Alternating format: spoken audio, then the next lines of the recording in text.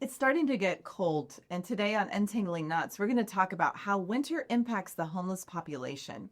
I'm KK, founder of Care Beyond the Boulevard, a street medicine program. We are on the front lines treating injuries from the cold. My name is Josh Henges. I work for a city to help them solve homelessness, and I'm going to talk about how cities can prepare for the winter to help save the lives of folks living outside. This is Untangling Knots, where we break down complicated topics about homelessness from two very different perspectives. Today is episode 3, Surviving Winter. Let's untangle these knots. The views and opinions expressed on this show do not necessarily reflect those of my employer, my supporter, my friends, or my family. If you've got a problem with anything that I've said, please come to me. And if you have a problem with anything I've said, please go to Josh. Yeah, I'll take it. So, Here we go. Josh, This is fun. Winter's coming. That means more work. winter is really, really difficult in the Midwest. Oh yeah. Some states don't have to worry about winter, or when I'm talking to other street medicine providers, they're like, oh, it got down to like 50. That's a warm day for us. 50. 50 or a drain. 50 is a drain for many of our yeah. patient populations. But I think that one of the things that we see in Kansas City, in the Midwest, other Midwest states, right? I've had conversations with other street medicine teams from around the Midwest, and the weather extremes are really devastating at times for our patient population. So, we're headed into winter, kind of there. I think it's really important that we talk about the different perspectives. So what are cities doing to help protect people, to save lives, and to improve outcomes for people who are experiencing homelessness and living outside in the winter? This is an interesting topic. For a long time, winter was a deterrent for homelessness. For a long time, not in recent history, and this is why places that are temperate, California specifically, have such a massive homeless population. They're not dealing with a 100-degree swing like in the Midwest. But as we're seeing this rise in unsheltered homelessness across the country, cities are going to have to do something different. The idea that because it's cold, people are going to come out of the cold into housing or shelter, maybe, but often there's not enough. There's no place to go. And that's the problem. I mean, because homelessness has scaled, the infrastructure to solve homelessness has not. And this is the place many cities have found themselves. What's interesting about the city we live in here is we have one of the best cold weather responses, but it took a long time to get that built up. And what cities really have to do, they're balancing a couple things. Number one, there is an optics challenge that they have to overcome. It is a very bad look when someone in your city is injured or hurt because of the cold. It is a very bad look for anyone in leadership whatsoever in a municipality. It doesn't matter where you live. So that is something that they're going to take into consideration. And I think people in cities across the country need to recognize that and use that as an opportunity to get better infrastructure. Nobody wants that moment on the news about someone dying. What they want is that podium moment saying, we have a plan to solve this thing. And I think folks who are committed in this field and have a plan, that's the time to pitch it. You're going to have momentum. There's going to be public pressure to some degree because when it's cold, you often find people have a little bit more compassion. yeah, I would say. for sure. No. There's definitely a lot more talk about it. Yes. I mean, I get more news outlets calling me and saying, hey, what about this cold? I mean, it's the same as it is every year. Yeah. It's cold and people are living out there. But I think one of the things that you said, I want to talk about that a little bit. You talked about people dying in the cold. Yeah. Happens every year. It is not okay. But I want to talk about a little bit more than that, because one of the things that's overlooked are the injuries from the cold. Oh yeah. You don't see those on the news. Or no, it doesn't make. You don't see the news. You see when somebody dies. Let's try to talk about before that happens, right? Before we get to death, but we're losing limbs. We're losing fingers. We're losing toes. So let me ask you. Okay, so you're on the front lines. You do street medicine. Street medicine, for anyone who doesn't know, is it's just like what it sounds. Her and her team will literally go into encampments and provide medical care. Doesn't matter what it is. If it's beyond the scope of Care Beyond the Boulevard, they're going to find the people that can help them. They also have clinics around town for folks to come in, no appointment necessary. It's incredible. But what that means is they see the most harrowing things. So wounds that have been neglected, folks that haven't been seen in a long time. And in cold weather, something interesting happens in cold weather. And there's this delay between when it was cold and when injuries start showing up. Will you talk about that a little bit? Yeah. So it's really interesting that you brought that up, because a lot of times what people do as soon as it's cold, like the next day, people are like, oh, did you see a lot of frostbite last night? No, it doesn't work that way, right? Because when your body gets cold, the body's natural response is to protect itself, right? And so what it does is it sends more blood flow to the core, and it diverts the blood flow away from the extremities. Yeah. But this is one of the reasons you see the extremities getting frostbite, right? Because they're really, really cold. They don't have the blood flow that they should have. The body is protecting itself as it should, but it's not instant. It's not instant. A lot of times it's really, really cold. And then I always tell people, because every year we get these calls like, oh, are you seeing a lot? And it was cold last night. And I'll oftentimes say 10 days to 2 weeks is when we're going to see the effects, because tissue doesn't die immediately. Yeah. Right? The body's an amazing thing. Tissue doesn't just like, you're cold, going to fall off. Doesn't work that way. Right? What it does is it slowly dies off. Yes. And it gets really, really bad. And so we see a lot of those injuries. I will tell you, last year we saw more people lose legs than ever before in Kansas City. Mm-hmm. We have had more amputations than I've ever seen in 10 years. Direct result of the cold. Direct result of the cold. Now, one of the things that happens is that people have toes that get black, they get infected, and then they don't go to the hospital. They're scared to go to the hospital. It goes back to trauma from healthcare and bad experiences. And so then that infection spreads, and then they end up losing a foot, losing a leg, those kind of things. And then you end up going back to the streets with no leg. Yeah. Right. These are long-term effects. So a lot of the people, it's funny because a lot of the people that we used to see on the streets with like amputations, it was often from an injury. And that still happens, don't get me wrong. But the majority of the people that we see now that have had amputations are really from cold weather injuries. Yeah. Now, I want to talk about this for just a second. Because what can you do to help save a foot or a finger? So the short answer is warm them up. But the long answer is do not warm them up and send them back into the cold. That actually does more damage. Okay. So this is something that I'm sure a lot of volunteers are going to mistakenly do this winter. Every winter. Every winter. This is a really important topic. During the cold, people really feel compassionate. And these are the times when like churches will open up and say, you can hang out here for the day. And you're going to have a lot of untrained, but very caring folks wanting to help. Let's talk about the massive mistakes that can be made by helping. Yep. So what happens is you have somebody who's maybe sees somebody on the street corner and they're like, oh, just get in my car for 5 minutes. Don't do that. And I know that the thing is we all want to do that. We want to help. It's very disturbing to see somebody when it's 10 below standing on the street corner. If you can't get them in, warm them up and keep them warm for a prolonged period of time. Let's prolong. I knew you were going to ask me that question. So I don't have studies on that. Right. Well, what's a minimum? I think that's intuitive. Like if you can't do at least. I'm not going to answer that question. I'm not going to answer that question because what happens if I answer that question and then someone comes back and says, well, KK said that if you keep them warm for 2 hours, you're good. I'm not going to say that because I don't know. And there aren't adequate studies out there that says 2 hours, 4 hours, 6 hours. But the point is don't put them in your car for 10 or 15 minutes and send them out because what you're doing. So we already talked about what the cold does, right? And then with heat, things expand. And then you go back out and then you constrict again. That's really hard on the blood vessels. It's hard on the extremities. The other thing is that causes a lot of pain, right? Yeah. The constriction, it causes pain. So you could say, well, they're already in pain. They absolutely are. But if you can do something like give them a hand warmer, those hand warmers last like 8 hours. Oh yeah, they're right. terrible.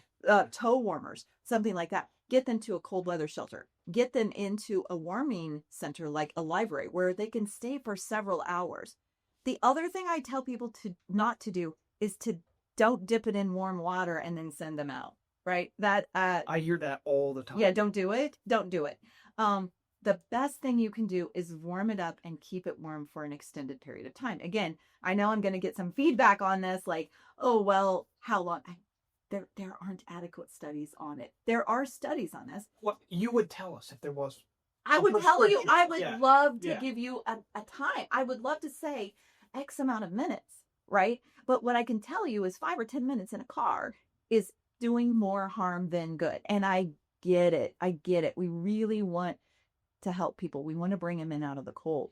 But what you're doing is potentially harming them. So like if you're out and you're gonna offer this, make the offering, you're opening whatever up to however long they can stay. Right. Like if you're putting a restriction on it, it's probably gonna do more harm than good. For sure. For Okay. sure. That's Or good to that know. like, you're helping with maybe bringing some people who are living outside food, and you're there for 10, 15, 30 minutes. Don't do it. Please don't do it. Give them hand warmers. Put those hand warmers in their shoes. Yeah. Put the hand warmers in their gloves. It's just better. Yes. And so one of the things about frostbite is that the treatments were very limited and still are very limited. We actually are developing a relationship with one of the major medical centers here, who they are doing some work on frostbite. And the issue is a lot of times people say they're like, they need to go to the hospital. They have frostbite.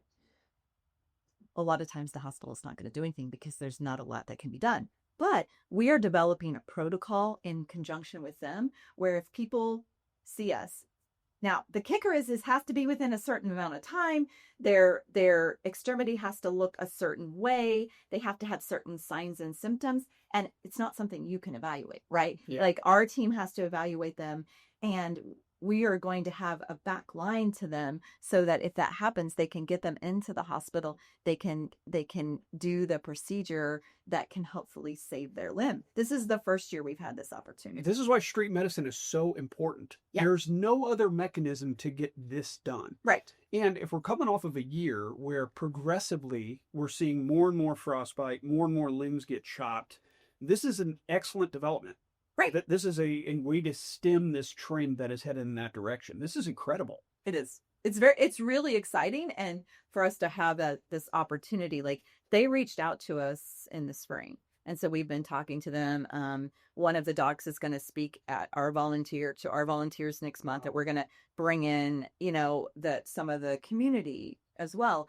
Last year. So let's talk about Kansas City's cold weather response. Right. So we have cold weather shelters. One of the things we did last year is our clinical director, Sarah, went in and did an education piece on frostbite and thermal injuries, because, the things that we just talked about, people don't realize the harm that will come and the importance of just warmth, like literally dry, normal heat, extra blanket, those kind of things. The other thing, sometimes people are like, well, I'm going to put something heated around them. So we have the hand warmers, but don't heat things up, because if they have been exposed to the cold for a long period of time, they don't have adequate feeling in their extremities. It's like it's burned their skin. Yeah. Oh, wow. Yeah. Right? I can see Think about it. Think about it. When you get outside and you get cold, it gets numb, right? Yeah. Okay. It's no different for people who live outside. Yeah. And so putting something hot on there, they can't always tell. Which sometimes you have to be even careful with hand warmers, right? Because sometimes those get really warm. They're usually pretty good though. So those are gold. If you're going to donate anything, hand warmers, please donate a box of hand warmers. Hand warmers. We're going to get the gloves. Most people do gloves and hats. Be the people who give hand warmers. We desperately need them. Yeah, like it. Yeah. Yes. So those are big ticket, life-saving items. They are. I always say life and limb. That's what I say, because so again, you're from municipalities standpoint, you're like, oh, well, we had a death, and tragic. And please, I'm not downplaying this, but I can't imagine losing my leg because I got cold. Yeah. To me, that is also a tragedy. It's not as tragic as losing a life, and I understand that, but losing a limb is tragic. Yes. And then a lot of times our people who are living outside do not have resources to get prosthetic limbs. Now, we actually have gotten very many prosthetic limbs this year with a partnership we have with Hanger Clinics. Can I say that? Oh, yeah. Okay. So we have developed a partnership with Hanger Clinics here in Kansas City, and we are getting prosthetic legs for people and watching people get up and walk who haven't walked since the winter, or some people longer. Yeah. Right. And they are dedicated to helping people get back on their feet, literally. Oh, it's incredible. Their feet. Yeah. Yeah. They not only do they make some of the best customized prosthetic limbs, they work with folks to know how to use them. Well, and they partner with folks like you to go, how do we do this together? It's incredible. Where they are invested. Like, they started coming to our respite facility once a month, and then they started talking to us, and now they're at one of our clinics, and then they're like, well, we want to go on the streets because there are more people on the streets that are not seen. And the other thing about them, one of their employees has a prosthetic leg, and so she's able to say, okay, no, you need to do this, or the patient can say, well, it feels funny, and she can say, well, it's going to feel funny, this is what I do. Yeah. And it's truly, we in our world, we call people who have experience in whatever you're dealing with peers. Mm-hmm. So we call peer workers people who are living outside, or we have peer workers who have an experience of living outside, or some of them have substance use disorder or whatever. But this is a different kind of peer. This is a prosthetic peer, right?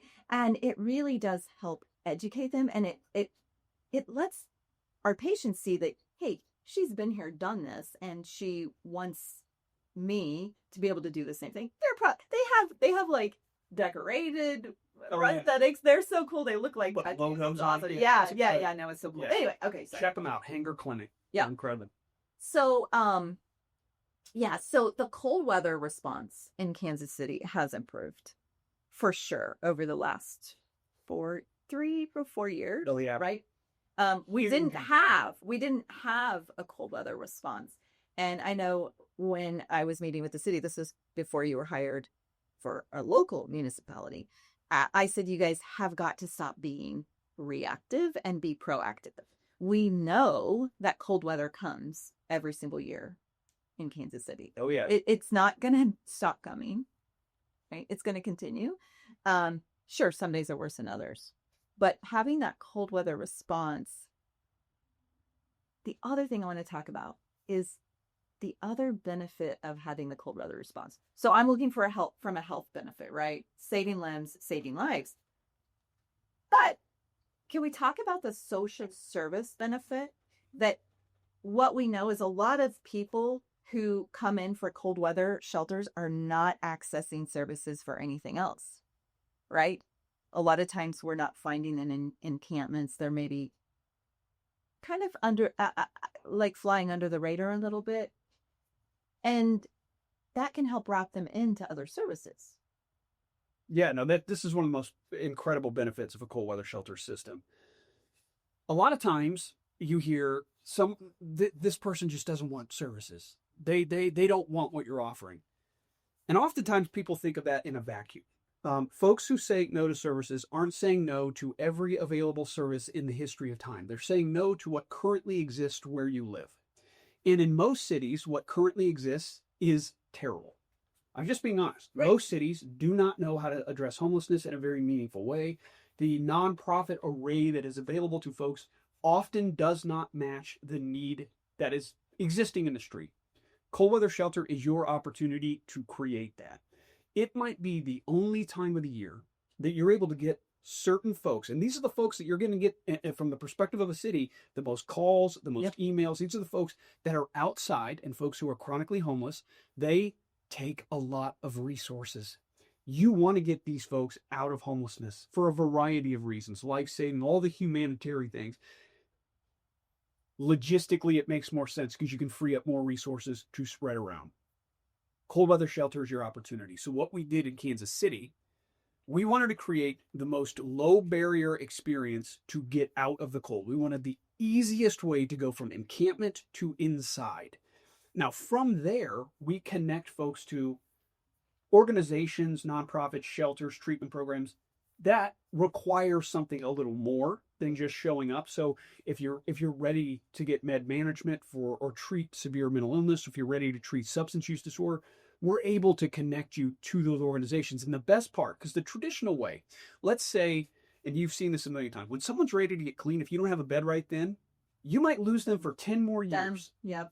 So when you can have cold weather shelter, it operates like a layover. Yep. So when someone wants to get, hey, I'm ready. We might not have a bed for 4 days, but you're on the list and you can stay inside our shelter until that bed is open. Absolutely. And that's what we get to do here in Kansas City. We've done a really good job of it because we've got amazing partners. So we can lean into their strengths. A lot of their strengths aren't being that first line of defense, that low barrier. They don't need to be. We can create that and create a pipeline to get folks into services and ultimately out of homelessness. And that is the opportunity cold weather brings. So not only is it miserable and cold, people are often saying no to going inside in the coldest days because we're not meeting their need. It's a big deal. Imagine if you have a mental illness, severe anxiety, and your only option is to go to a place where you have to attend a bunch of classes with people you don't know. You're used to living alone. You're used to being by yourself, doing your own thing 24 hours a day. You got to go into an extraordinarily structured environment. That is a big jump. That's a huge jump. It's a lot. It's too much. It is a lot. So they're going to say no, not because they don't want to be warm or safe. They want that. They don't believe that they can do those other things, and they don't feel like failing again. So offering something so low barrier, come in. As long as you're not a harm to yourself or others, we got a spot for you. Right. It is game changing for that population. Yeah. No. And I think one of the things you said is really true. Like, come in, no strings attached. That's right. Right. No. And what we know is if we can keep offering services to people with no strings attached, then maybe that's going to allow them to go, wow, maybe I can do this. Is it right? That is it. Over the years, we have had more people who ended up getting out of homelessness in the winter. Yes. When they've had other resources around them because it's cold and, they're losing limbs and losing lives out there. Well, I'll go inside for the winter, but then after they've been inside for a while, they're like, okay, I like this better. Yeah, well, and I can get these services. It's really hard sometimes to seek out services and to get to the services that you need to get to.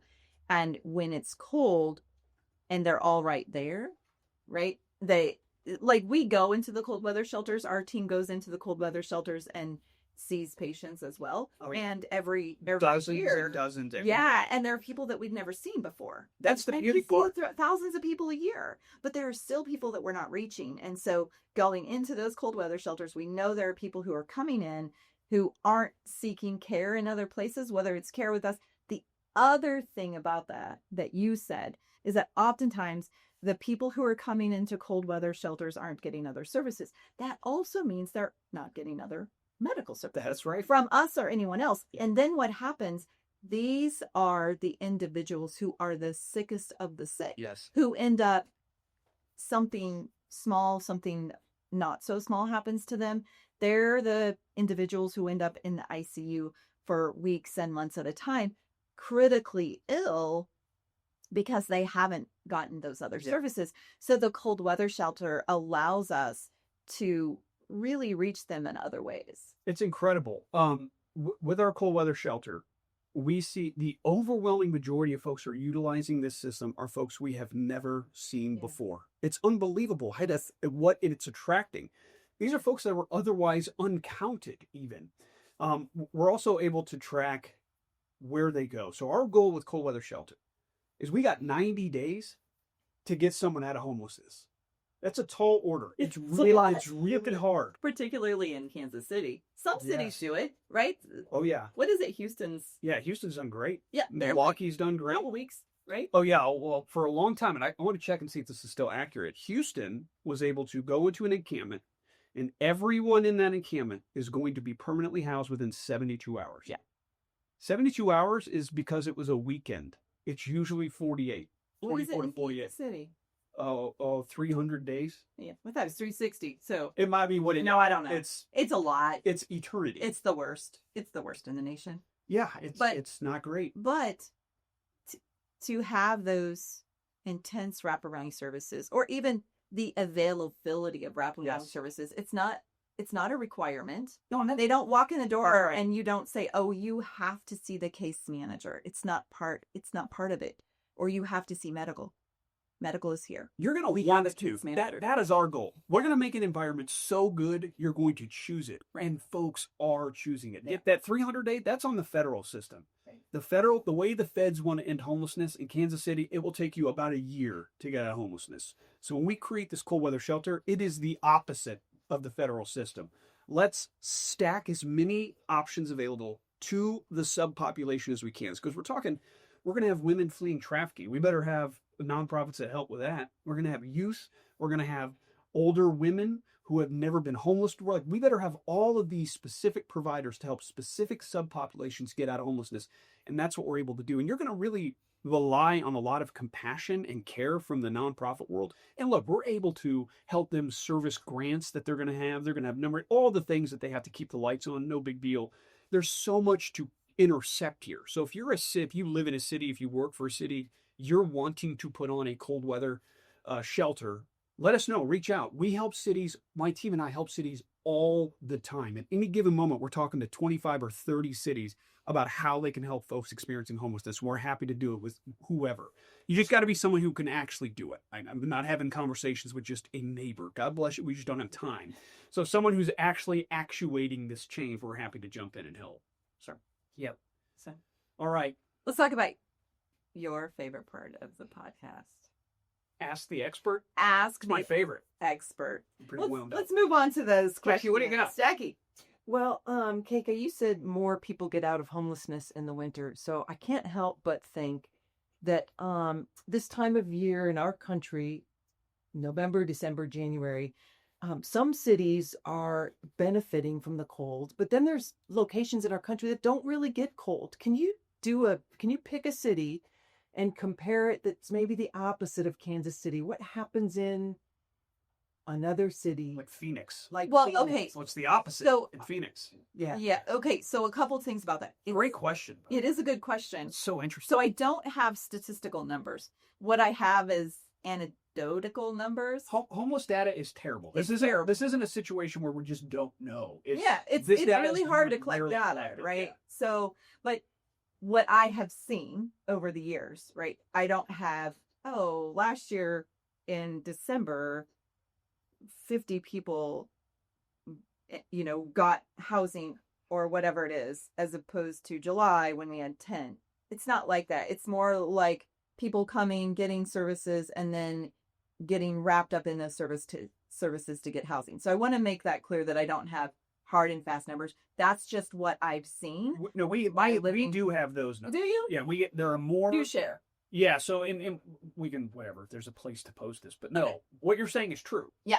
Overwhelmingly, we see more people during cold weather. We see more people we've never met before during cold weather. Absolutely. And connect them to services. This is a statement of fact. So what happens in those other cities? First of all, they're probably already better than us. I was just going to say that. We've talked about this on other episodes where Kansas City leads the nation. And we got a lot of infrastructure to build, which is why cold weather shelter is so important here. Yeah. So we lead the nation in chronic homelessness. And part of that is because of the 360 days it takes to get housing. That's part of the problem. Yes. Not all of the problem.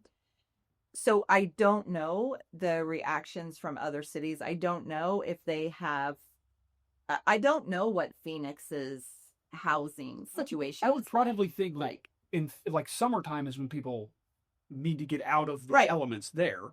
I imagine in some way, perhaps there's motivation there. I mean, this is an interesting topic. I don't know that it's really thought about. I would also imagine that most cities offer a different way out of homelessness than Kansas City. The way the federal funding works in homelessness, Kansas City is terrible at it. It is just remarkable how behind we are any other city in terms of how we use federal funding to address homelessness. This is an interesting topic. I don't even know how to answer it, though. I don't know what data even exists to help us with this. I will. I do want to talk about something real quick. I recently saw an article where Pittsburgh, I think it was going to house 500 people in 500 days. Now, I don't know how they're going to do that. I reached out to a friend of mine in street medicine who is in Pittsburgh, and I was like, y'all really housing 500 people in 500 days? And he goes, well, that's what the news says. And I said, is that really happening? The problem is it's not happening how we in homeless services see as housing people, right? So it's making the news as, oh, they're housing 500 people who... But they count shelters housing? They're pushing them out. This is an interesting topic. Okay, sorry, I got on topic. So I didn't answer your question, Jackie, because I don't know the answer to that question. We could potentially research it and add it as a footnote. The data is so hard to get. It is. It's really hard to get. We have it here in Kansas City, and we know that. And it's because we have services. It's because people are seeking services. My guess would be that cities who have extreme weathers, whether it's heat or cold, maybe see the same thing. But I don't know. Maybe. And I'm not afraid to say I don't know. There's no way to know right now. Okay, what's Josh's question? Because I didn't answer yours. Yeah, I did. Okay, Josh, you mentioned wraparound services a lot. You mentioned your willingness to help other people. For people who are listening and watching, can you mention maybe one or two of your favorite, most effective wraparound services? Drug treatment is number one. No question about it. Substance use treatment is the absolute number one thing we can provide folks who are chronically homeless. Substance use disorder and severe persistent mental illness are why people remain homeless. Yeah. Yes, the cost of housing makes it more difficult. Inability to find jobs makes it difficult. But the reason people are remaining homeless is those two things being untreated. Those are healthcare conditions. If you don't have an on-ramp for those two, you will never address homelessness in your city. It's not possible. It is impossible to do. Housing alone does not solve for the... Think about you have a relative or a friend. They have substance use disorder. They're an alcoholic, let's say. It's a simple one. Those friends of yours in your life have a real hard time maintaining relationships and maintaining their income, so their employment. Because untreated mental illness and untreated substance use disorder destroy relationships and destroy your money. Just housing alone doesn't fix that. You have to have treatment available. Now, like creative treatment options. Yeah, creative. You got to have an array. There's got to be an array. Medically assisted, non-medically assisted, social, detox, medical detox. All of these things are incredibly important. But hard to get. Very hard. They're expensive. Yeah. They're very expensive. We do street treatment. Yeah, we do very well. We do medical outreach on Fridays with a psychiatrist now, where we do literal med management inside encampments, which it's in its infancy. Our goal is to have an assertive, an ACT team that goes out. That is the other part of this. You need treatment, but you need outreach. You need and I'm not talking about giving out hot dogs. That is not outreach. Outreach is connecting with a human being who's living outside and connecting that person to the next step to get them out of homelessness. If you are not spending time getting someone out of homelessness, you are not doing outreach. You are doing something that feels good to you. All the hot dogs in the world are not going to get someone out of homelessness. And the problem I have right now is in terms of food serving organizations versus organizations that actually help get someone out of homelessness, it's like 50-1. There's like 50 organizations giving away stuff to one organization like Cake Aid who are getting someone out of homelessness, which means those that are getting people out of homelessness, we have to do double, triple the work, even though this group, the food group, is spending the most time with this population. So what we need is the food people to get trained on the next steps. Do you know how to get someone an ID? Do you know how the shelter system works? Do you have relationships where you can refer? Strong outreach and strong treatment are critical wraparound services that must exist. And yes, I am counting outreach as wraparound. That is the first step. It is the thing that guides folks to that thing. It's where the relationships are formed. And ending homelessness is largely about a trusting relationship. That's it? Thanks. Yes. Join us next time on Untangling Knots, where we will continue to explore the challenging realities of homelessness without the sugarcoat. Yep, we're going to be straight. Thanks so much for watching. We'll see you next time.